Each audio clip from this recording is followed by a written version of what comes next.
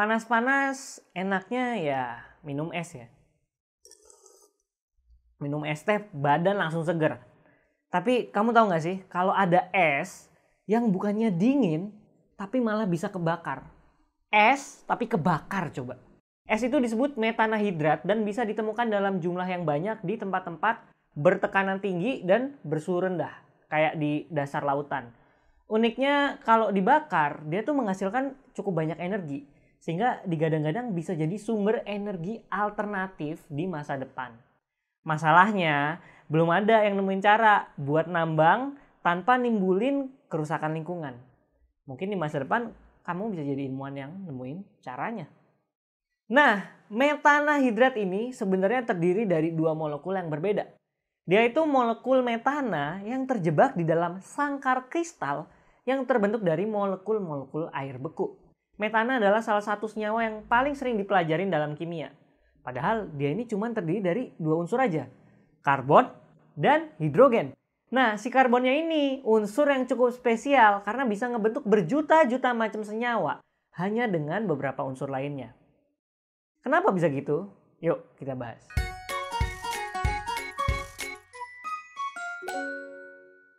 Karbon sering disebut sebagai unsur kehidupan. Bahkan para astrobiologis yang kerjaannya nyari kehidupan di luar angkasa, kalau lagi nyari tanda-tanda kehidupan di suatu planet nih, nyarinya kehadiran unsur karbon dulu.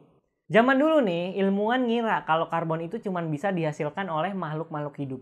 Sehingga mereka menjuluki senyawa yang mengandung karbon, kayak metana tadi contohnya, sebagai senyawa organik. Tapi pada tahun 1828, Friedrich Wöhler, ahli kimia asal Jerman, berhasil membuat urea, salah satu komponen dari urin atau air kencing, melalui percobaan di labnya. Hebatnya, Wöhler membuat urea ini dari bahan-bahan anorganik, sehingga dia membuktikan kalau senyawa-senyawa organik, termasuk senyawa-senyawa di tubuh kita, banyak yang bisa dibuat di laboratorium. Tapi apa sih yang membuat unsur karbon itu spesial banget? Sebenarnya banyak ya, cuman semuanya itu bermula dari posisinya di tabel periodik unsur. Kalau kamu lihat tabel periodik unsur, karbon itu lokasinya di golongan 14. Dan sama kayak semua unsur di golongan ini, karbon punya 4 elektron valensi. Artinya ada 4 elektron yang siap untuk berikatan dengan unsur-unsur lain. Karena banyak banget elektron valensi yang tersedia, karbon bisa berikatan dengan paling banyak tuh 4 unsur lainnya dalam waktu yang bersamaan. Selain itu dia juga bisa ngebentuk berbagai macam jenis ikatan, termasuk ikatan tunggal, rangkap 2, dan rangkap 3. Hasilnya karbon bisa membentuk senyawa sederhana kayak metana tadi, dan juga bisa ngebentuk senyawa yang sangat kompleks, misalnya klorofil daun atau hemoglobin yang ada di darah kamu. Senyawa organik yang paling sederhana itu namanya hidrokarbon murni, atau senyawa yang hanya terdiri dari karbon dan hidrogen. Metana itu contoh hidrokarbon murni, rumus kimianya CH4. Nah, dia juga contoh hidrokarbon murni yang paling simpel, yaitu hidrokarbon jenuh. Hidrokarbon jenuh itu terbentuk kalau semua atom karbon yang ada di dalamnya berikatan dengan 4 atom lainnya, baik itu atom hidrogen maupun atom karbon lainnya. Karena ada 4 ikatan, artinya semua ikatannya tunggal, gak ada yang rangkap 2 atau 3. Hidrokarbon jenuh ini lebih umum dikenal dengan sebutan alkana. Metana tadi, CH4, adalah alkana yang paling sederhana. Cuman ada 1 atom karbon yang dikelilingi atom-atom hidrogen. Dia ini komponen utama dari gas alam yang kegunaannya macam-macam. Misalnya bahan bakar untuk pembangkit listrik dan juga bahan dasar untuk berbagai macam proses industri. Kalau kamu tambahin atom karbonnya lagi, dan tentunya hidrogen-hidrogen untuk ngisi ikatan-ikatan tunggalnya, dia akan berubah jadi etana, C2H6, gas lain yang digunakan sebagai bahan dasar plastik. Tambahin 1 karbon lagi, kita dapat alkana berikutnya, yaitu propana, C3H8. Mungkin kamu pernah pakai tabung-tabung LPG untuk masak. Nah, itu isinya propana. Karena hidrogen cuma bisa berikatan dengan 1 atom lainnya, ketiga alkana tadi cuma punya 1 jenis struktur. Mau ditukar-tukar atomnya juga akhirnya bakal sama bentuknya. Tapi kalau kita tambahin 1 lagi nih karbonnya, jadi C4H10 atau butana, strukturnya bisa kita otak-atik. Kalau bentuk yang ngikutin pola sebelumnya dengan atom karbon yang berderet dalam 1 rantai, kita dapat struktur yang kayak gini. Senyawa ini disebut N-butana atau butana normal. Tapi karena sekarang atom karbonnya 4, rantai ini bukan satu-satunya pilihan struktur yang ada. Bisa aja kan kita bikin cabang ujung rantainya tuh kayak gini. Kalau strukturnya kayak gini, senyawa ini dikasih nama isobutana atau I-butana. Di dalam dua senyawa tersebut, jumlah karbon sama hidrogennya sama. Jadi rumus molekulnya juga sama, tetap C4H10. Tapi karena strukturnya berbeda, mereka punya sifat fisik dan kimiawi yang berbeda. Misalnya, N-butana itu baunya kayak bensin. Sedangkan isobutana tuh nggak berbau. Nah, senyawa-senyawa yang punya rumus molekul yang sama tapi struktur yang berbeda disebut isomer. Untuk hidrokarbon kayak senyawa-senyawa alkana barusan, semakin banyak karbon di dalam molekul itu, semakin banyak isomernya. Karena semakin banyak cara untuk ngotak-ngatik strukturnya. Butana yang karbonnya ada 4, itu punya 2 isomer. Sedangkan pentana yang karbonnya 5, itu punya 3 isomer. Nah, di tabel ini kamu bisa lihat ya jumlah isomer yang bisa dibentuk dari alkana-alkana yang lebih kompleks. Intinya sih molekul-molekul dengan rumus molekul yang sama itu bisa punya struktur yang berbeda-beda. Dan karena strukturnya berbeda, sifat fisik dan kimiawinya juga berbeda. Yang pasti beda juga adalah penamaan setiap isomernya.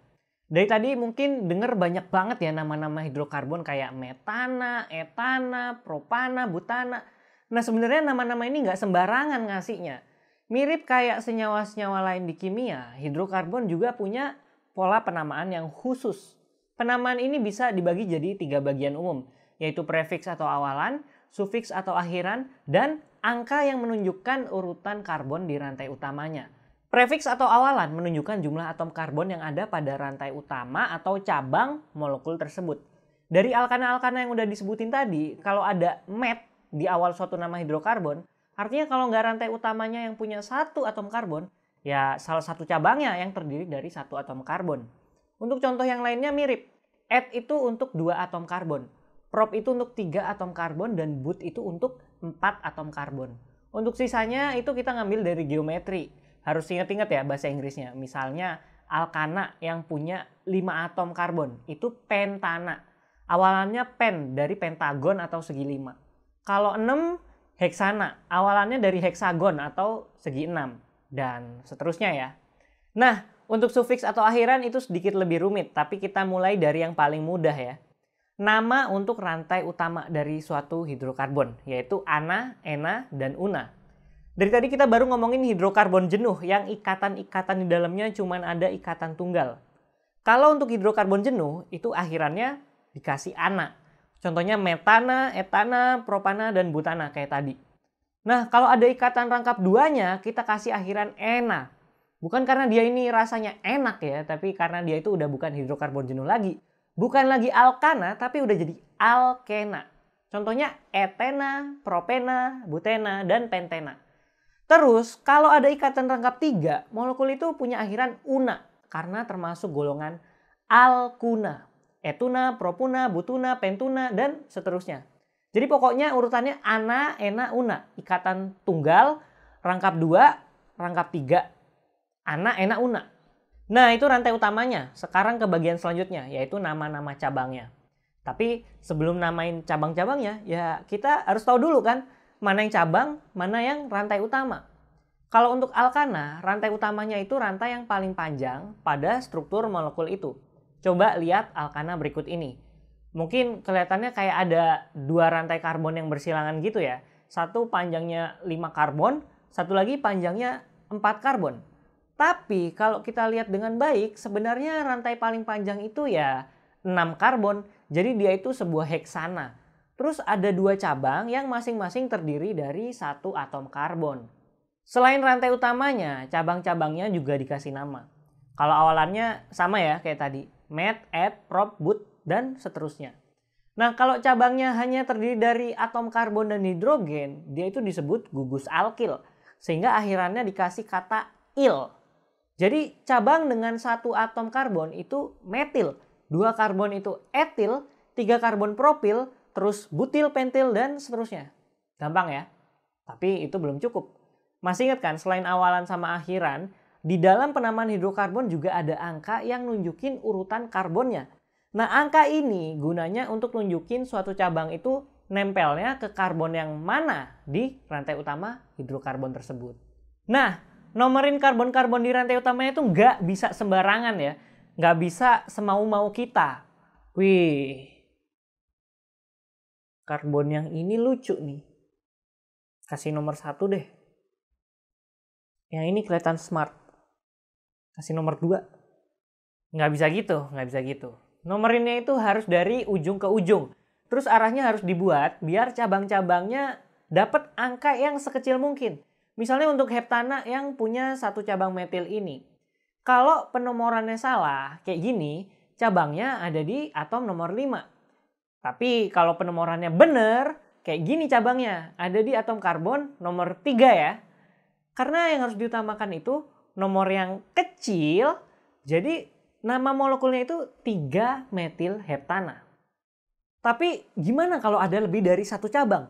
Misalnya di molekul tadi kita tambahin cabang metil lagi di karbon kedua.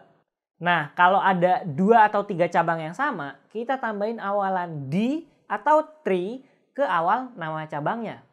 Tapi jangan lupa juga angkanya ya. Jadi molekul baru ini kita namain 2,3 dimetilheptana.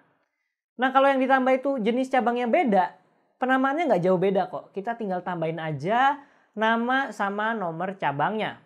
Tapi ingat ya, ditambahinnya itu harus sesuai abjad. Misalnya kita tambahin cabang etil di molekul yang tadi, kayak gini nih. Nah, nama molekulnya jadi 4 etil 2,3 dimetilheptana.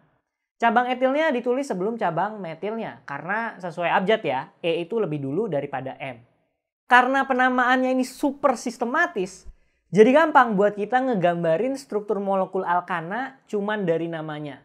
Kita coba ya, misalnya 4 etil 2,3,5 trimetiloktana. Dari namanya oktana kita tahu kalau rantai utamanya punya 8 karbon. Terus kita tambahin cabang etil atau cabang dengan 2 atom karbon di atom karbon nomor 4. Terus ada 3 cabang metil atau cabang dengan 1 atom karbon di atom kedua, ketiga, dan kelima.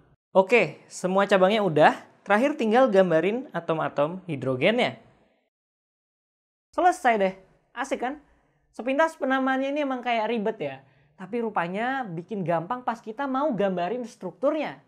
Nah, tentunya alkana adalah senyawa kimia juga. Jadi pastinya mereka bisa bereaksi dengan unsur-unsur atau senyawa lainnya. Tapi ada beberapa reaksi yang unik untuk alkana itu sendiri. Dan yang paling umum dilakukan itu biasanya reaksi pembakaran. Masih ingat kan kalau alkana-alkana kayak metana dan propana itu umum dijadiin sebagai bahan bakar. Nah, yang unik dari pembakaran sebuah alkana itu, produknya selalu cuma 2 molekul, yaitu karbon dioksida sama uap air. Jadi kalau kamu lagi masak pakai tabung LPG, gas hasil pembakarannya ya cuma 2 itu, karbon dioksida sama uap air. Makanya aman kalau habis dibakar. Kita kalau masak kan nggak pernah keracunan LPG. Selain reaksi pembakaran, alkana juga bisa mengalami substitusi atau sering juga disebut halogenasi. Pada reaksi ini atom-atom hidrogen yang nempel sama atom karbon itu disubstitusi atau digantiin oleh atom-atom dari golongan 17 atau golongan halogen kayak fluor, klorin, iodin, dan bromin. Nah, terus ada reaksi ketiga nih yang unik buat alkana. Hidrogen-hidrogennya malah dilepas di reaksi ini. Reaksi pelepasan hidrogen ini disebut reaksi dehidrogenasi. Bukan dehidrasi ya. Biasanya hidrogen yang dilepas itu berasal dari karbon-karbon yang berdampingan. Jadi setelah melepas hidrogen-hidrogen itu, karbon-karbonnya membentuk ikatan rangkap 2 atau bahkan rangkap 3, tergantung jumlah hidrogen yang dilepas. Kalau udah ada ikatan rangkap 2 atau rangkap 3, alkananya berubah jadi alkena atau alkuna. Dan itu yang akan jadi pembahasan kita di video selanjutnya. Kalau di video ini kita udah belajar tentang senyawa organik dan keistimewaan dari unsur karbon.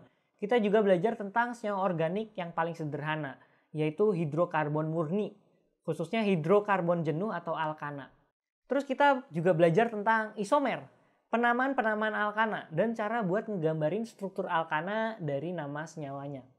Dan terakhir kita belajar tentang reaksi-reaksi yang umum terjadi pada alkana, yaitu pembakaran, substitusi, dan dehidrogenasi. Kalau kamu mau pelajarin lagi semua yang udah kita pelajarin hari ini, kamu bisa klik timestamp yang ada di bawah. Sampai jumpa di video selanjutnya.